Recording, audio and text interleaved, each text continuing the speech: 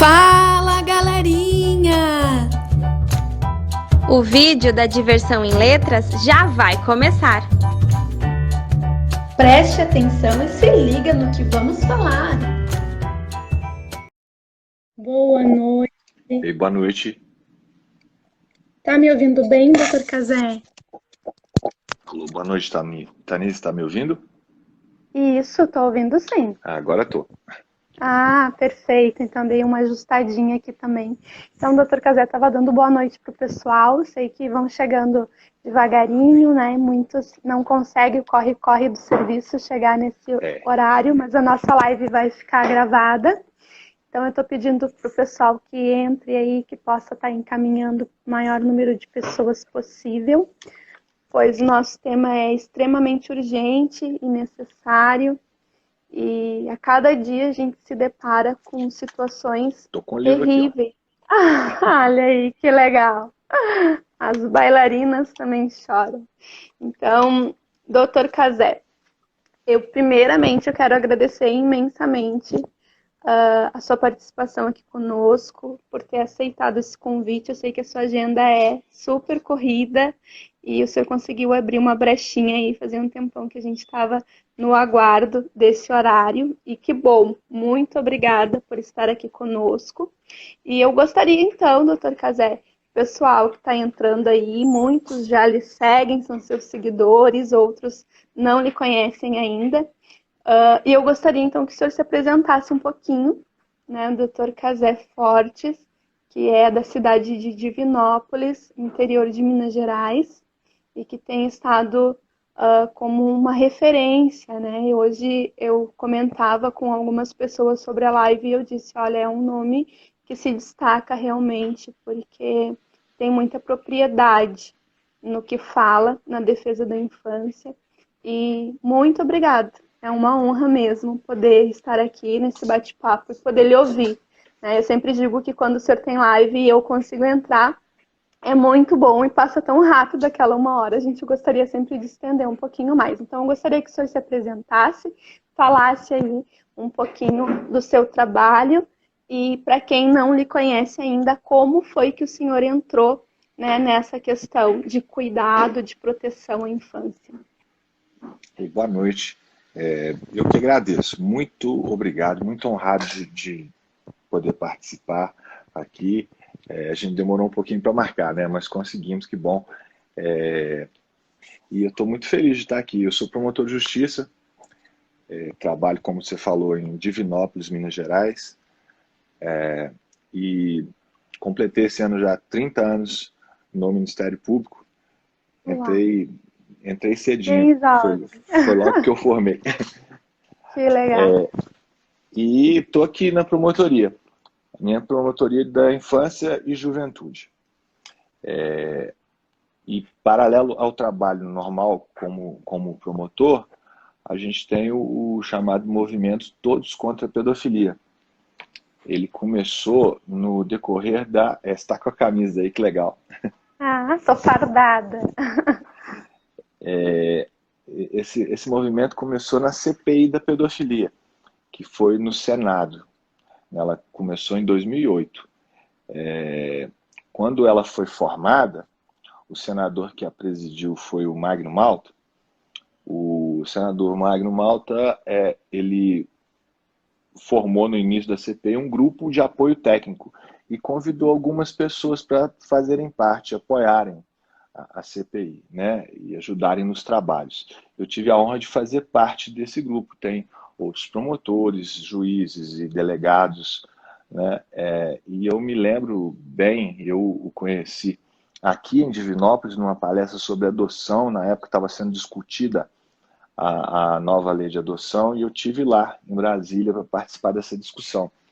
E nós conversamos depois da audiência pública sobre crimes de abuso e exploração sexual de crianças e adolescentes. Eu levei alguns trabalhos que a gente tinha aqui, e a partir daí surgiu o convite e a CPI da pedofilia. Foi a CPI mais longa da história do Brasil.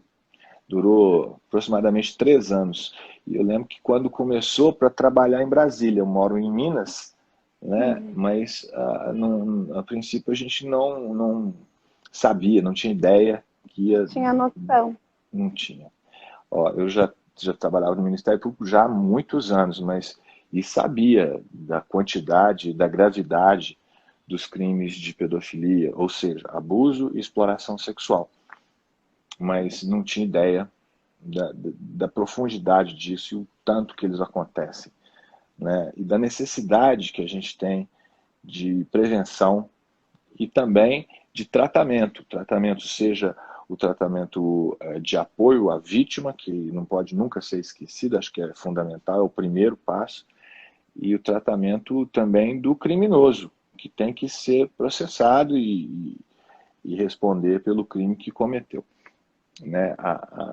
Então foi se prolongando a CPI e ao longo desse tempo a gente viajou por, acho que quase todos os estados para conhecer de perto casos de abuso e de exploração sexual de crianças e adolescentes, envolvendo a internet ou não, né, envolvendo a prostituição de crianças e adolescentes, abusos cometidos dentro de casa, em escolas, na rua, né? Foram vários casos estudados, muitos casos, e foram formulados projetos de lei, alguns dos quais já se tornaram leis, né? Por exemplo, a lei da pornografia infantil, a lei Joana Maranhão. Houve a discussão também de um projeto que já estava em andamento, que foi a reforma do Código Penal, que tratou da parte de crimes sexuais, chamados crimes contra a dignidade sexual, né? E esse apoio legislativo foi importante, mas eu acho que o maior marco da CPI talvez tenha sido trazer esse assunto à tona, o que é muito importante para a prevenção, né? A gente tem que falar disso, a gente tem que prestar atenção para a gente poder evitar que esses crimes aconteçam. Muito melhor do que a gente ter que tratar de uma criança que sofreu um estupro, é muito melhor do que a gente ter que punir um criminoso, a gente evitar que isso aconteça. Prevenir. Aí tem coisas boas, como, por exemplo, o teu livro, né, que a gente está aqui, que é um instrumento de prevenção e também de descoberta, né, para muita gente. Hoje eu doei uns 3 livros seus, eu tenho vários aqui, e de vez em quando eu vou doando alguns para algumas pessoas que eu acho que precisam e onde eles vão ser úteis, né, escolas e para algumas pessoas, assim. Então, antes de tudo, parabéns, viu, pelo trabalho. O livro é lindo, é excelente, trata do assunto de uma forma que as crianças podem compreender e pode ajudá-las a entender melhor e falar um pouco e até denunciar o que está acontecendo com elas. Esse foi o nosso objetivo ao escrevermos a história Bailarinas Também Choram, exatamente por isso, né? Acho que eu conheço muitas pessoas que se envolvem com esse projeto e que trabalham na prevenção e no cuidado com as crianças, e cada um entra de uma forma, né, doutor Cazé? Já escutei várias vezes o senhor falar como o senhor entrou, que foi meio que por acaso, e o senhor foi se envolvendo, né, e foi se apaixonando, não pelo tema, mas se apaixonando pela questão, pela luta, né, por estar ali, por poder trabalhar na prevenção e no cuidado das crianças. E eu comigo também não foi diferente. Eu acho que ninguém vem para esse tema por achar bonito. Ninguém vem para essa luta porque, não, a gente vem por uma causa. A gente está vestindo essa camiseta, linda por sinal, né, que eu ganhei de presente do Dr. Cazé. Mas nós vestimos essa camiseta porque algo nos dói, né, por poder entender que a gente é um instrumento para poder auxiliar essas crianças. E a motivação a escrever o livro foi exatamente pelo meu consultório, pela questão da minha prática, da escuta, né, de vários casos de abuso sexual.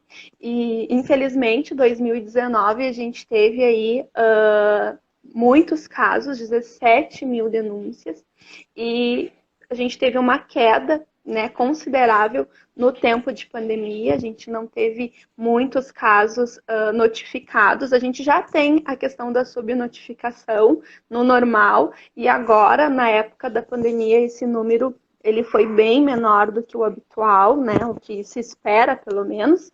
E, infelizmente, o que a gente tem? A gente sabe que a gente não tem um perfil do abusador. Quem dera a gente pudesse fazer um retrato falado, né, e colocar aí nas esquinas para alertar, a gente não tem isso. Mas, infelizmente, em 73% dos casos, eles são ocorridos dentro da casa da própria vítima, né, com pessoas muito próximas a essa criança. E então esse foi o nosso sinal de alerta. Quando a gente entendeu que as crianças estavam sofrendo isso em casa e não tinham a escola como principal denunciante, a escola fechada nesse tempo de pandemia, 1 ano e meio. Então, nós começamos a pensar nesse pós-pandemia.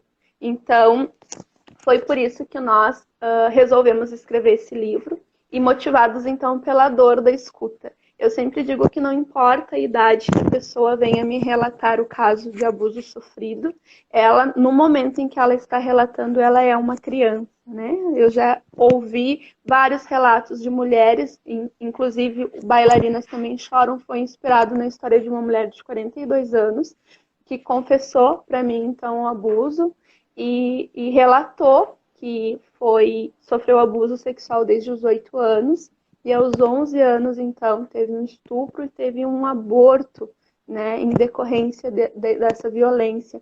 E no momento em que ela me contou aquilo, ela era uma criança de 8 anos ferida e que nunca tinha contado para ninguém. Ela havia guardado, então, 30 e poucos anos esse segredo.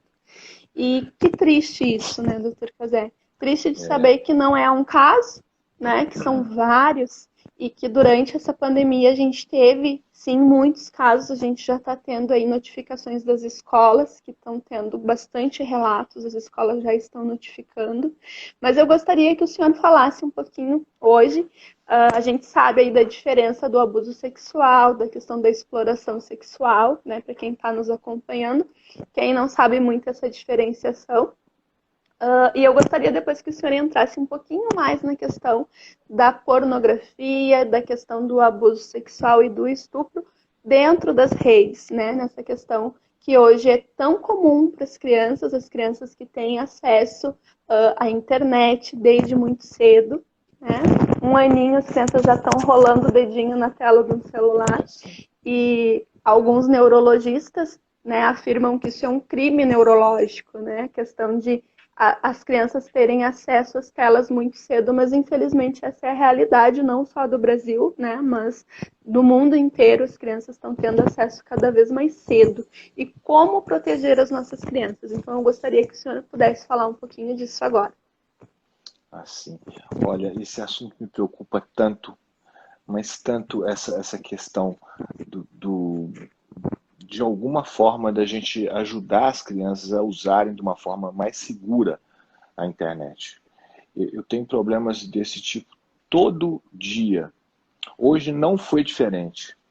Hoje mesmo, passei uma boa parte do dia começando a tratar de um caso assim que é parecido com outros, ligado à internet, sabe?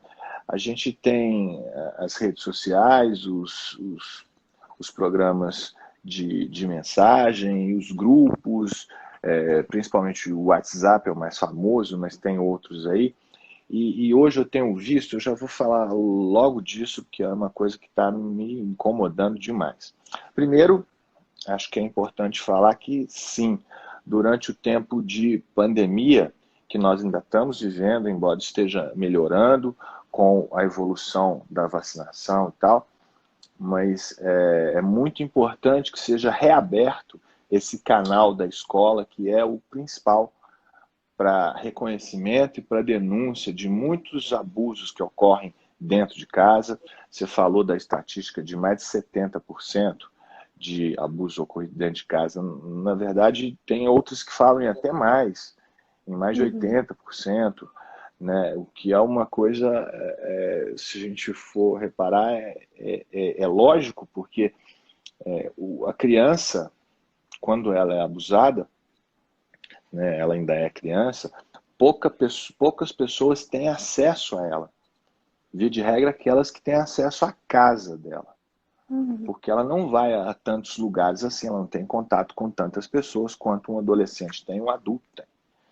Então, isso acontece sim muito dentro de casa, e no período em que as pessoas tinham menos contato ainda, para quem essa criança poderia falar?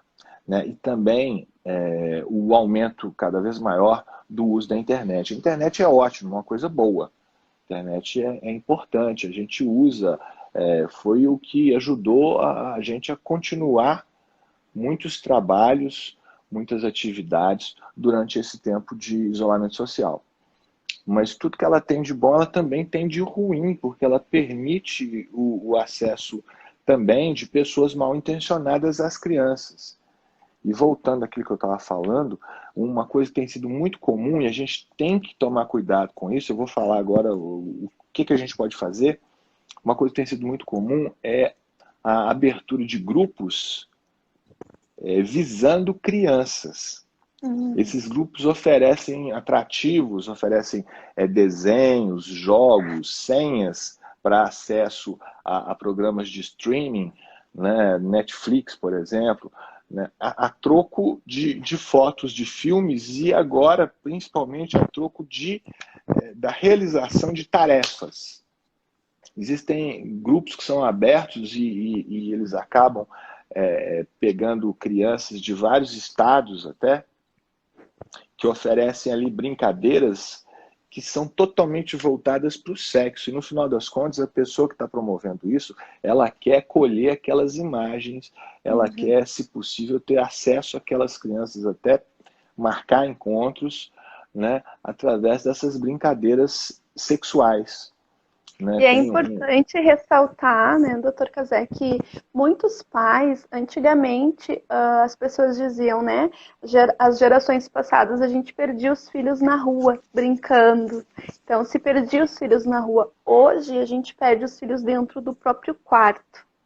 Então, às vezes, os pais acham assim, é melhor ele estar no quarto, estar aqui dentro de casa jogando até tal hora da madrugada, do que estar na rua, do que estar na casa de um amiguinho, porque estar dentro de casa está bem cuidado. E muitas vezes, quando nós falamos, né, eu principalmente no consultório falo muito dessas intervenções com os pais dizem, não, mas o meu filho jamais faria isso. Não, meu filho não entraria nessa, a gente fala para ele é esperto, e esquecem que são crianças, né? E por serem crianças são vulneráveis. E essas pessoas que entram nessas redes, nesses grupos, eles têm a intenção, eles têm a malandragem, né? E tem técnicas para atingir. E para envolver a criança. Fazem um joguinho que, por exemplo, um mais recente agora, tem um joguinho que tem vários símbolos, frutinhas, cada uma delas significa uma atividade sexual a ser realizada. De alguma forma, aquele sorteio, ocorre um sorteio e cada fruta daquelas cabe a um integrante do grupo que tem que fazer aquilo. Por exemplo, coisas assim pesadas, fazer sexo oral. E filmar isso, e publicar isso no vídeo. Ou então arrumar uma pessoa para com ela manter relação, e aquilo ser registrado e colocado no grupo. Isso, para as crianças, parece um jogo inocente, mas tem uma pessoa ali que calculou aquilo tudo e que está usando aquele joguinho para obter essas imagens e esse acesso. Agora, é fundamental, uma coisa que eu vivo repetindo, acho que nunca é demais falar, pai e mãe têm que fiscalizar de perto, e tem essa obrigação. É uma obrigação que vem de várias fontes importantes. Vem da lei, vem da nossa obrigação de pais, vem da nossa obrigação de acesso à crença, a nossa obrigação de cuidado com os filhos que vêm da religião, a nossa obrigação natural de cuidado com os filhos. A própria lei fala no poder familiar. Que às vezes as pessoas esquecem que existe isso, é o poder que antigamente se chamava de pátrio poder, hoje mais adequadamente é chamado de poder familiar. E ele é muito claro, os pais têm a responsabilidade para com os filhos, ele é mais um dever do que um poder. Você não pode não ter acesso àquilo que seu filho menor de idade tem. Não pode ter senha para pai e mãe. Pai e mãe tem que ter o acesso total a celular, tablet, plataforma de jogo online. Essa Né? sua Isso frase eu tudo tem utilizo que... muito, né? Não Pois é, existe senha para pai e mãe, né? não Menor de pode ter. 18 anos tem que. O pai e a mãe tem que fiscalizar, pai e mãe tem que saber o que o filho está fazendo, e é isso aí. Às vezes as Você falou um pessoas. negócio fundamental aí, o pessoal pensa, o seu filho está dentro de casa, ele está seguro, não está. Se ele está tendo acesso à internet, ele está seguro se você fizer duas coisas principalmente. Educar sempre, o tempo todo, falar e refalar, né, os cuidados, dizer que ele não pode acreditar em tudo que está na internet e fiscalizar de perto. Às vezes já é um adolescente, fala, eu sou independente, ninguém vai mexer no meu celular. Até os 18 anos de idade, os pais e mães têm direito e dever de fiscalizar, sim. É uma coisa tão séria que, olha só, se um adolescente com 17 anos causar um prejuízo a um terceiro, quem vai pagar esse prejuízo? Quem vai ser acionado judicialmente? Os pais. O pai e a mãe. Então, até essa idade, até os 18 anos de idade, os pais têm também o direito de estar fiscalizando todos os lugares por onde ele anda, inclusive virtualmente. Né? Não existe essa separação entre mundo virtual e mundo real. É tudo a mesma coisa. Né? Se o seu filho resolve, tem muito menino que entende bastante de informática, o suficiente para causar um prejuízo através de um vírus, usando o computador. Aí a pessoa que sofreu o prejuízo vai te cobrar. Não vai adiantar nada você chegar e falar, olha, eu não entendo disso, eu não tenho a senha, eu nem sabia que ele estava fazendo. Vai pagar do mesmo jeito. Então, você tem que ter o acesso a tudo, tem que chegar e olhar mesmo e fiscalizar. E são esses pais que às vezes são chatos do ponto de vista do próprio adolescente ou da criança, é que salvam seus filhos.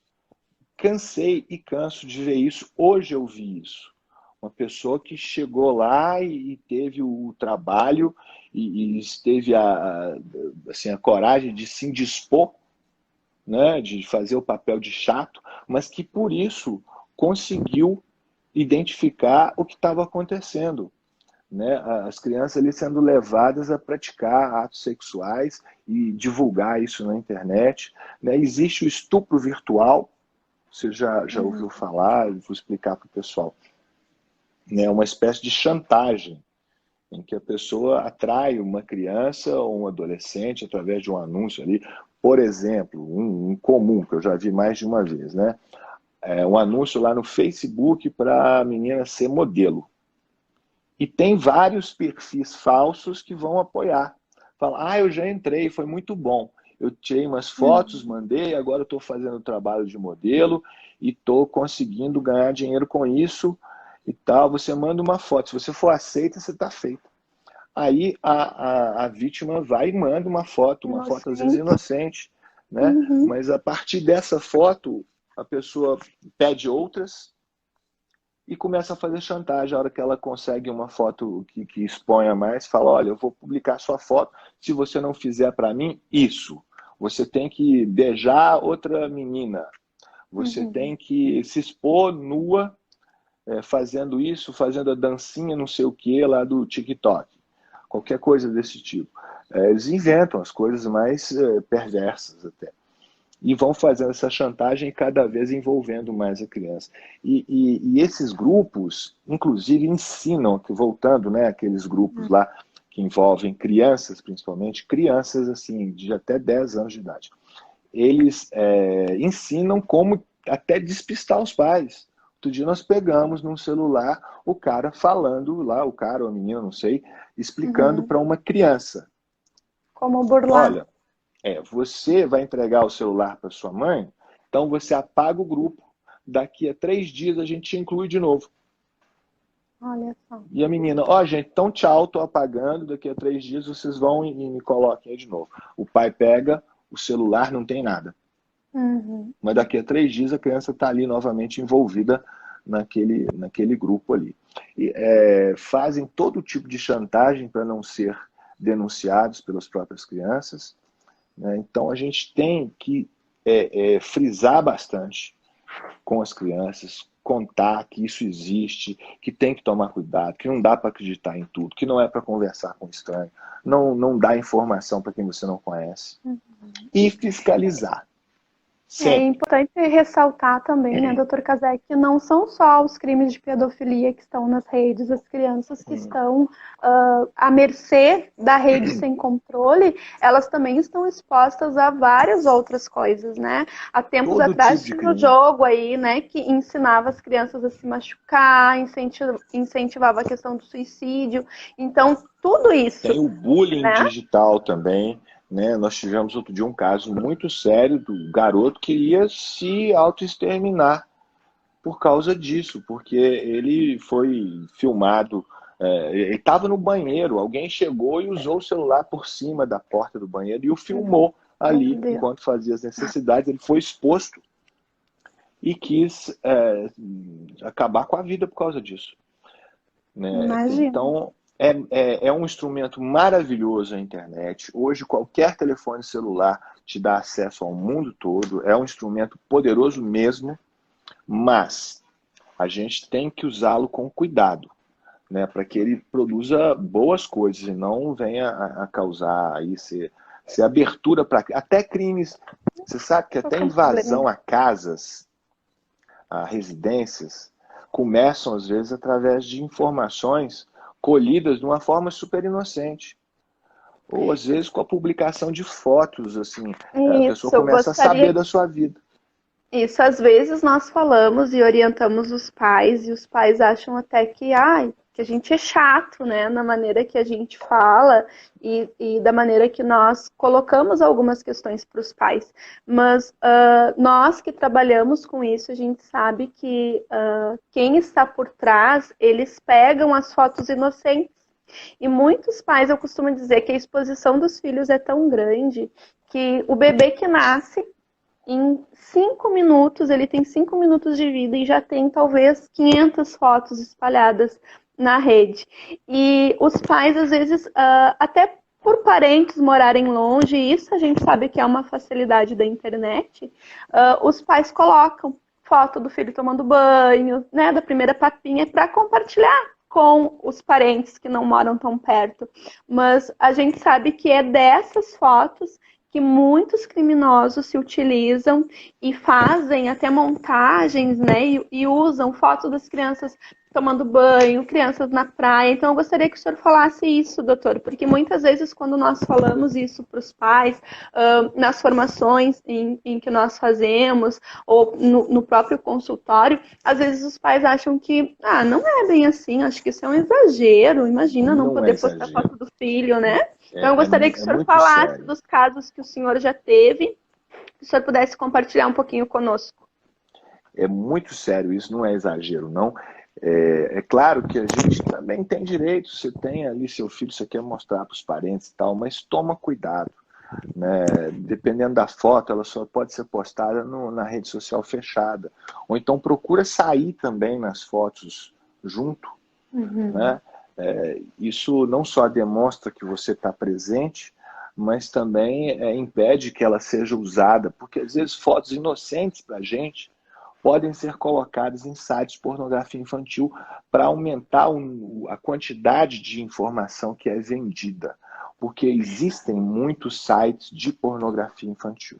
Existem crianças que são drogadas, que são raptadas para produzir pornografia infantil a ser vendida, né? Acho que é uma coisa importante lembrar também. A gente não pode cooperar com a divulgação da pornografia infantil. Isso é crime. Né? Qualquer foto de nu, por exemplo, de uma pessoa menor de 18 anos de idade, exposta na internet, ela é criminosa. E muitas vezes a gente coopera sem saber. Quantas pessoas são enganadas? A intenção de divulgar, né? A pessoa manda para você lá no WhatsApp ou outro aplicativo uma imagem de uma criança sendo estuprada. e coloca um texto junto assim, vamos divulgar essa foto para prender esse bandido, porque isso é um absurdo, veja só o que fizeram com a criança. Não faça isso. Não é assim que a gente ajuda. Se você quer denunciar, leva para a polícia. Não fica divulgando na internet, não. Tá Porque cometendo crime também, né? está cometendo crime e está simplesmente perpetuando a agressão àquela criança. E está fazendo propaganda de pornografia infantil. Né? Não tem razão de ser essa exposição da criança. Mesmo que não seja pornografia, muitas vezes se expõe aí crianças sendo violentadas de outras formas na internet. Não tem necessidade disso. Não tem utilidade nisso. Se você quer fazer uma denúncia, faça no lugar certo. Leva na promotoria, leva na Polícia Civil, na Polícia Federal, mas não divulgue simplesmente para aparecer, para ganhar like, porque isso não tem utilidade e você pode estar cometendo um crime ao expor uma criança dessa forma. Sim, doutor Cazé. Se um pai e uma mãe identificaram aí, né? Pegaram o celular do filho e fizeram aquela geral e identificaram algumas questões.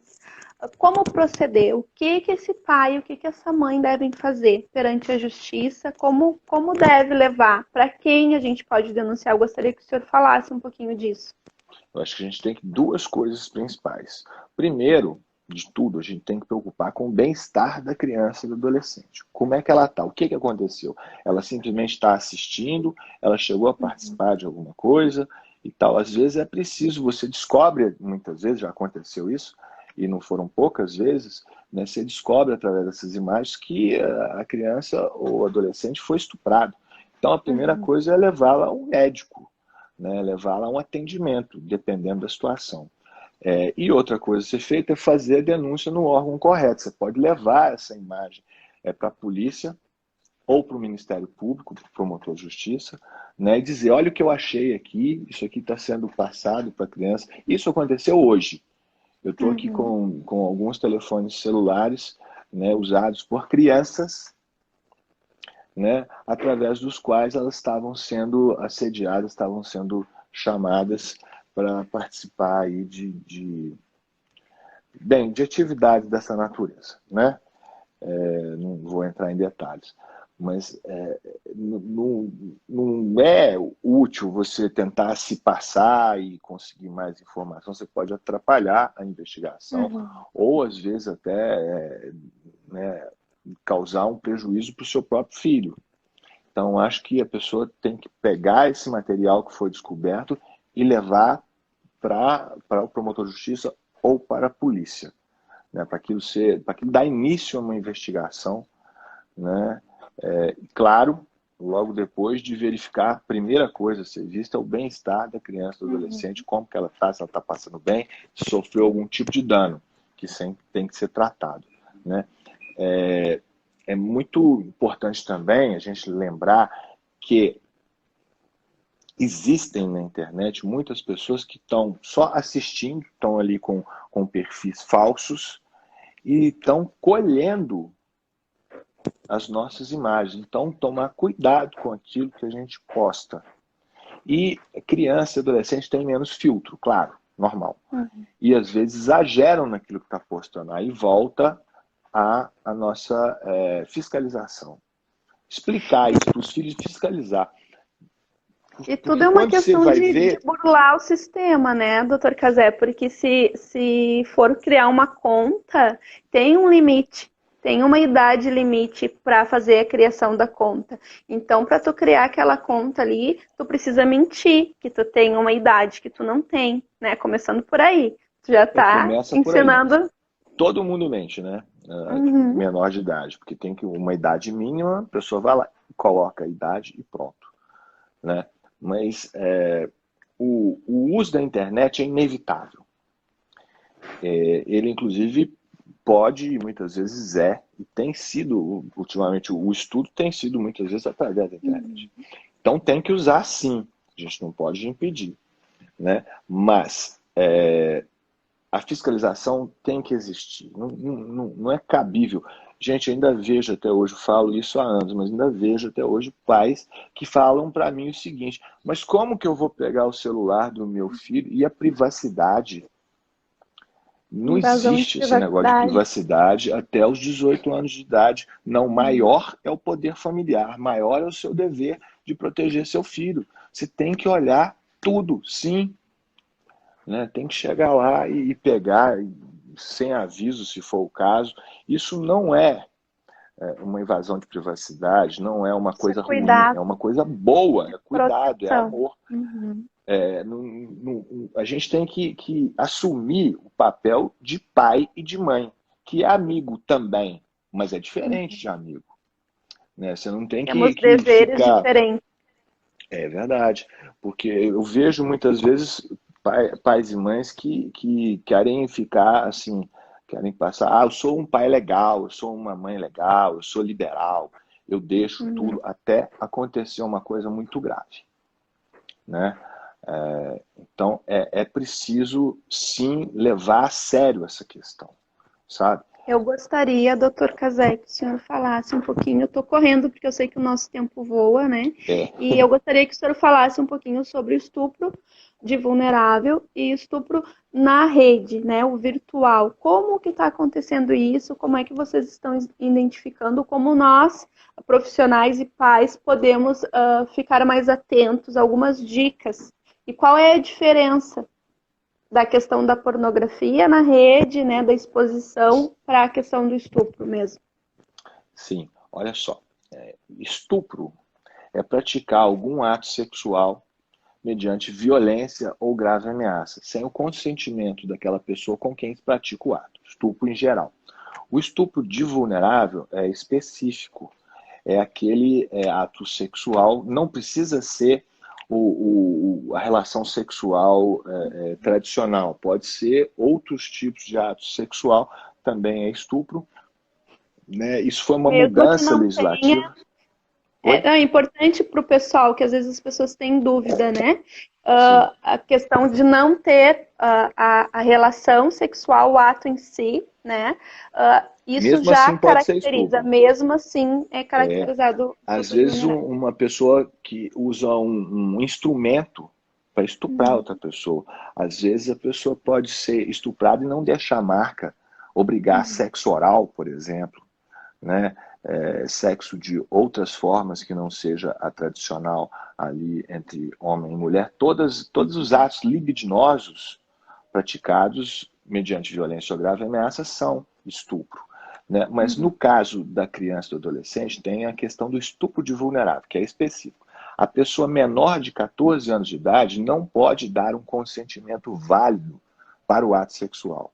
Então, vamos supor, uma menina de 13 anos chega e ela própria aborda e fala: eu quero ter relação sexual com você. Né? Você não pode praticar esse ato, que esse consentimento dela não é válido. Né? A lei considera que a pessoa menor de 14 anos não tem ainda Não discernimento tem maturidade. para consentir na relação sexual. Então, sexo com menor de 14 anos de idade, independente de consentimento, é estupro de vulnerável. Sexo com uma pessoa que não pode dar o consentimento por outros motivos também é estupro de vulnerável. Por exemplo, um doente mental, por exemplo, uma pessoa que está embriagada, que está desmaiada, né, praticar sexo com ela é estupro de vulnerável. Ou seja, aquela pessoa está no estado de vulnerabilidade. Então, ela não pode dar consentimento para a relação sexual. Né? Isso é o estupro de vulnerável, que muitas vezes ocorre, a gente vê casos em que pais e mães permitem o estupro dos filhos, estupro de vulnerável, que fala, outro dia eu tive um caso assim, a menina tinha 13 anos e resolveu ir morar com um adulto, e a mãe consentiu, ou seja, ela foi coautora do estupro de vulnerável, porque ela permitiu que ele acontecesse quando ela tinha a obrigação de impedir isso. Né? É muito importante a gente ficar atento a essas questões que infelizmente acontecem com muita frequência. Né? E quanto à pornografia, O Estatuto Criança e Adolescente, através da lei da pornografia infantil, essa foi uma das leis da CPI da pedofilia, tive a honra de participar da feitura Foram dela, grandes conquistas, né? sem dúvida. Essas Aí leis, o próprio ECA, algumas alterações que tiveram, né? Isso realmente foram grandes conquistas para a gente que Estatuto luta. Criança e Adolescente é muito importante. A gente pode depois fazer uma live só do Estatuto Criança e Adolescente, porque acho que é legal a gente tentar esclarecer um pouco para as pessoas o que é que tem lá dentro. Que Porque o todo Estatuto, às pai e vezes, tem toda uma mãe deveria imagem ler pelo ruim, menos né? uma vez, né? É verdade. Para entender o que tem ali, que ele é um desenvolvimento de um artigo da Constituição, o artigo que estabelece a prioridade para garantir os direitos da criança e do adolescente. O Estatuto todo foi feito a partir desse artigo. Né? Ele é o desenvolvimento, trocar em miúdos aquilo. E é uma lei muito boa, que tem defeitos, claro, já foi aperfeiçoado, mas ele muitas vezes é mal interpretado.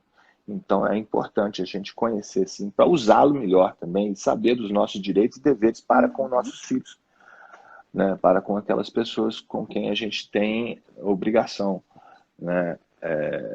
E quer proteger. Dentro do Estatuto tem a lei da pornografia infantil, modificou o Estatuto, colocando lá dentro os crimes de pornografia infantil, que já existiam, 2. Aí foram criados outros e aperfeiçoados que já existiam. Né? É importante a gente jamais passar adiante pornografia infantil. Isso é crime. Armazenar esse material é crime também.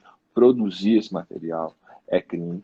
É uma coisa que muitas pessoas não sabem. Eu às vezes mostro para as pessoas saberem que existe. Existem muita gente que ganha milhões com pornografia infantil, roubando fotos do teu filho. Né, Esses lá da dias eu li internet. um artigo, até não vou lembrar qual foi a fonte, mas que movimenta mais que o tráfico de drogas, Sim, a pornografia infantil. Sim, tem muita gente que tem muitas estatísticas que indicam nesse sentido.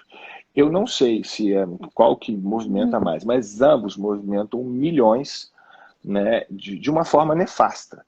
Porque tem ainda, né, é importante a gente falar para as pessoas que existe, e cada vez ela é mais acessada, a Deep Web, né, que é uma parte da internet que você acessa através de programas especiais, que é uma parte que nela tem muitos sites especializados em pornografia infantil, onde a pessoa pode entrar lá e comprar esse tipo de material, inclusive pode até mesmo encomendar o tipo de pornografia que ele quer.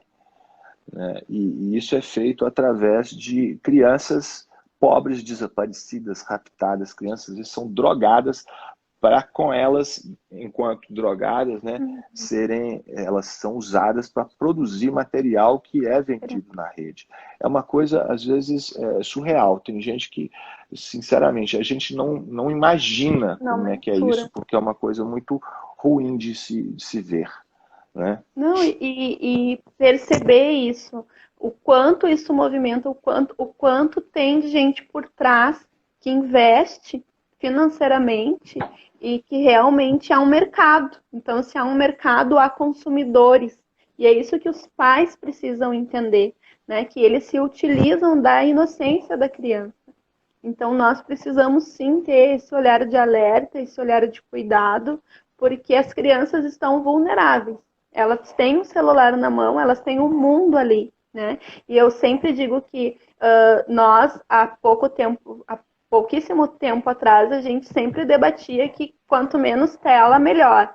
Com a função da pandemia, a gente acabou entregando de bandeja, né? O celular e a internet, agora eles estudam pelo telefone, ficam 4 horas ali, abrem 500 abas, e os pais muitas vezes não têm esse acesso, né, doutor Cazé? Então eu vou voltar nessa tecla, porque eu gostaria realmente que essa live fosse um alerta para esses pais.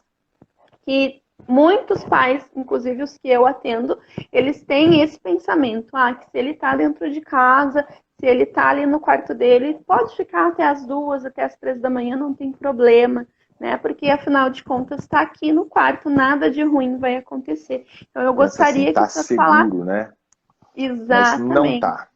Não tá seguro, não. Olha, se nesse tempo todo que a gente falou aqui, duas coisas ficarem na cabeça de quem nos ouviu e pode vir a nos ouvir depois, né?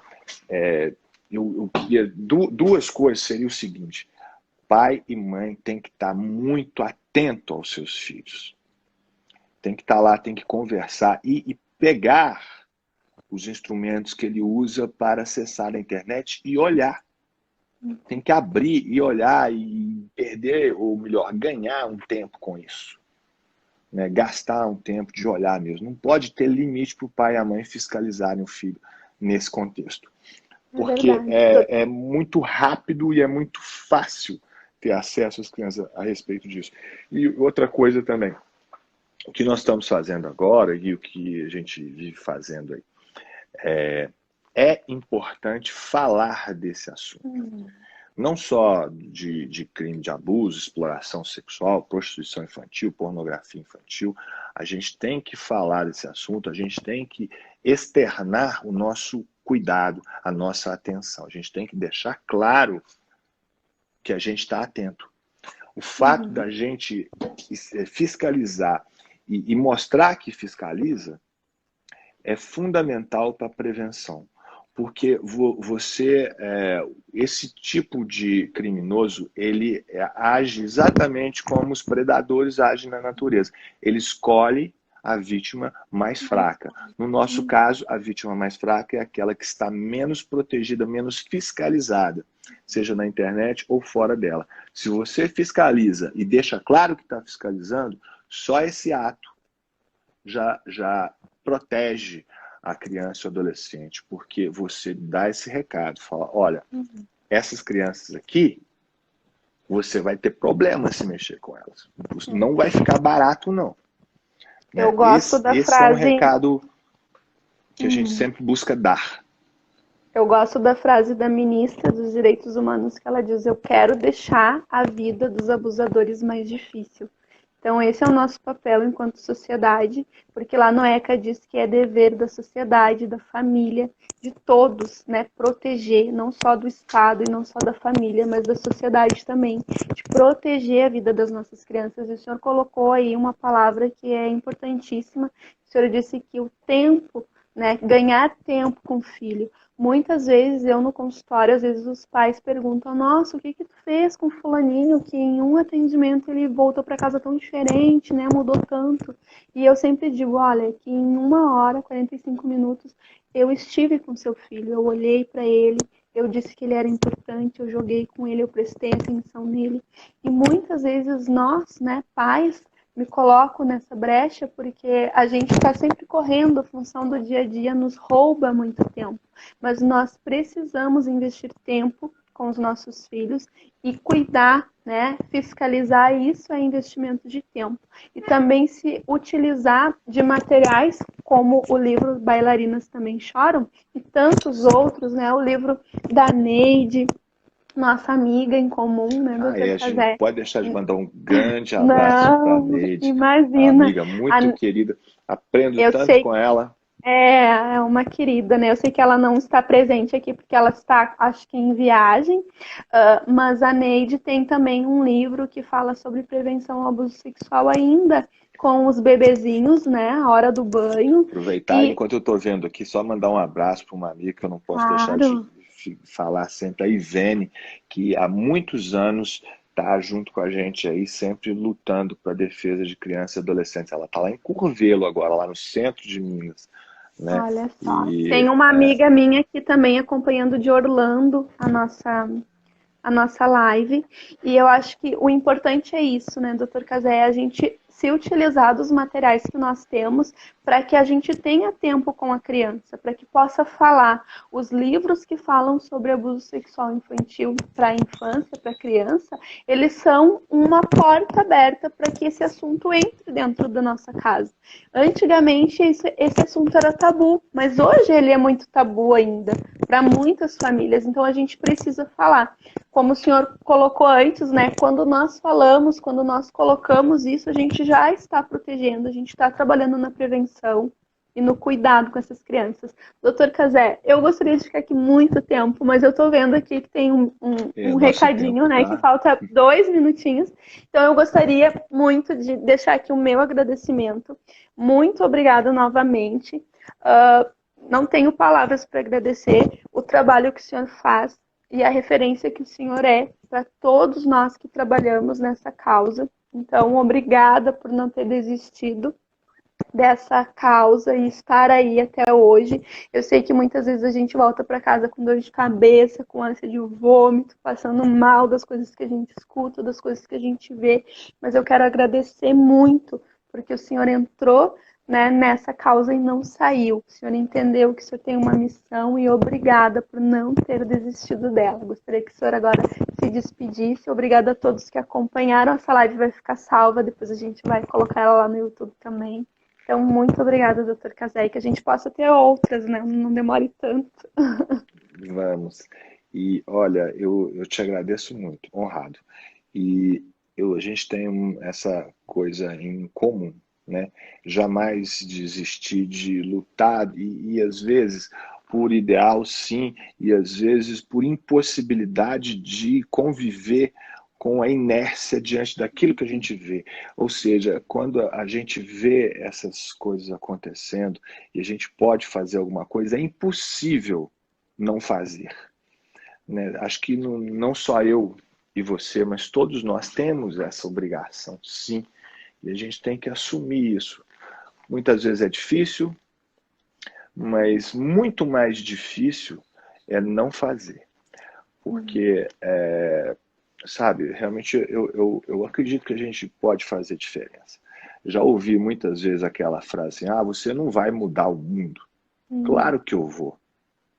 Você vai, eu vou, todos nós mudamos o mundo todo dia quando a gente tenta fazer uma coisa boa. E sei que tem muita gente, estou vendo aqui toda hora aparecer um tanto de amigos, né, que fazem isso. E acho que todos nós já fizemos muita coisa e temos muito para fazer. Nunca vai ser o suficiente, mas sempre vai ser importante, né? Muito obrigado pelo convite. Vamos continuar levando informações e trabalhando da melhor forma que a gente puder, porque é a nossa única opção. Sabe? Não tem jeito, nós temos que seguir em frente, né? E tem muita coisa boa nisso tudo, né? A gente vê quando está num momento como esse aqui, que o mundo inteiro tem muito mais gente boa do que ruim. E a gente tem que dizer isso, sabe? A gente está atento, nós todos estamos, sabemos o que é isso, e não vamos deixar barato não, viu? Concordo com a Damares aí, uma amiga querida, e quando ela diz que a gente vai fazer a vida de quem quer o mal muito mais difícil e a vida de quem quer o bem mais feliz.